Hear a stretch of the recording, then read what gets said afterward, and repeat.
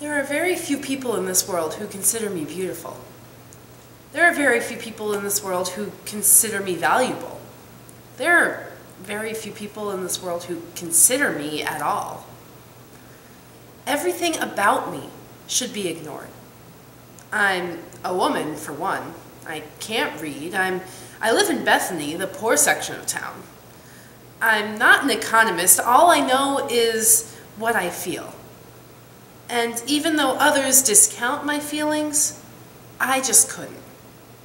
Not in this case. I followed Jesus around for a bit. I've sat at his feet and listened to his teachings. I knew that the stakes were rising, that our time was coming up short. He had angered too many people. The Pharisees were on the lookout. There was a bounty on his head.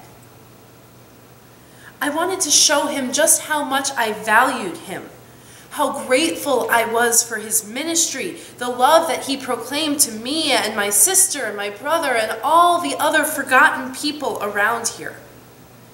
It's rare that someone from out of town comes and visits us, let alone eats with us, cares about us. It's rare that I am valued enough to get to take care of someone else, like a valued member of society does. So often I'm looked over, looked past, almost looked through. You know what I mean? But Jesus stopped right in front of me and looked at me, and you could tell genuinely cared about me, about us. So I thought about what I could do to thank him. It's not that he ever asked for thanks or for gifts or anything really, but it mattered to me. It mattered to me that I did something. But here's the trick. We don't have a lot. I live in Bethany. No one in Bethany has a lot. And by a lot, I mean much of anything. I mean, we have the clothes I'm wearing and the garden outside, and that's about it. We make do as best we can, but it's what we've got.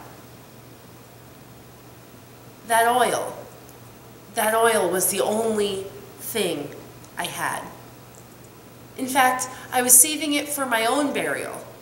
I had hoped in a life as difficult and day by day as mine, my entrance into God's realm could at least be like everyone else's. If I could only have one thing in my life that was normal, I thought that should be it. Maybe if my body were anointed like others, then God would see me like the others. But then Jesus came back to Bethany. And I heard he was having dinner with Simon, and I had to see him again, and I had to take the chance to thank him for treating me like a person, treating me with more dignity than anyone else ever had. I looked around the room before leaving.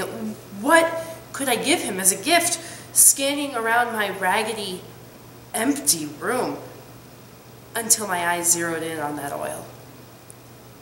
It's the only thing I have. It had been meant for me, but Jesus has given me so much. I know that God will take care of me. Jesus promised me that God would take care of me no matter what. So I grabbed it. I grabbed that gorgeous alabaster jar and ran out the door. When I got to Simon's house, I was taken over by something. I don't know what. It was an out-of-body experience, almost. I just walked in, walked up to Jesus, broke the lid of the jar off, and poured the oil over his head, anointing him with the dignity fit for a king. That's what he was to me. He deserved it.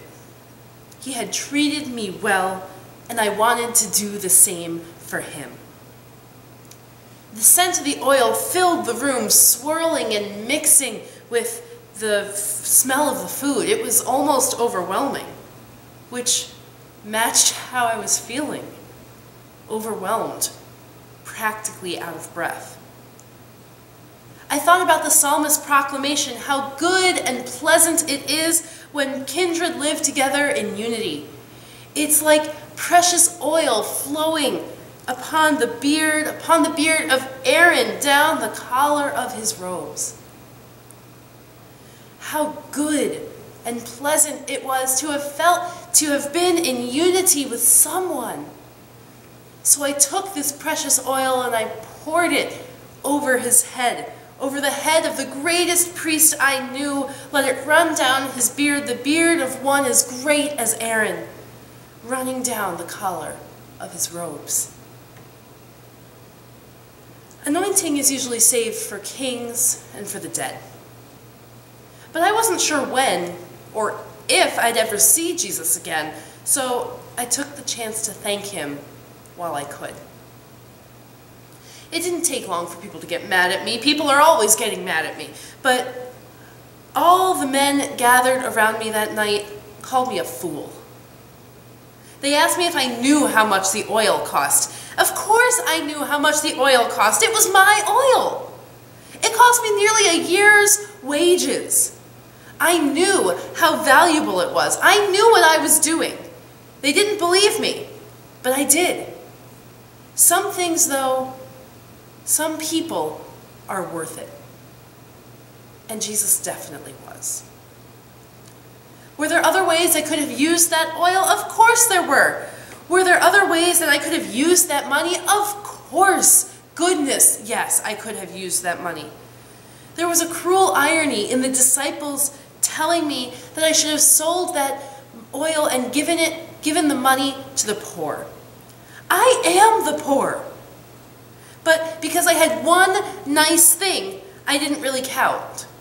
Because, you know, the real poor have nothing on their head, and they're happy to get anything from you. Or something, I don't know. I had one nice thing, and they told me I wasted it. But you know what? It was worth it. Once I heard Jesus say, "Those who waste their life for my sake and for the sake of the gospel will save it." Jesus invited me and them to waste our lives on him. I think he meant to love so extravagantly that it seems like too much. Real love always seems like too much. There's too much to lose, too much offered, too much left open to disaster, too much vulnerability. But Jesus has taught me that too much in love means it's real. That real love, while so scary, gives us back more than we ever could expect, and not in ways that we can measure. Real love isn't quantified by spreadsheets and cost-benefit analysis. Real love overflows when we expect it to, in the same way that the oil overflowed over Jesus' head and onto his collar. Love, just like the oil I poured, is priceless. Maybe I did waste a whole bottle of oil, but you know what? It's worth it. It was my way of showing how full my heart is, how grateful I am that Jesus has loved me and trusted me and treated me like a human being and not just a stupid girl. Jesus taught me how much God loved me, how God gives us more than we need, more than we imagine, more than we deserve. And so that evening, surrounded by a bunch of people who were smarter than me but didn't get it, I gave back in the only way that I could right then.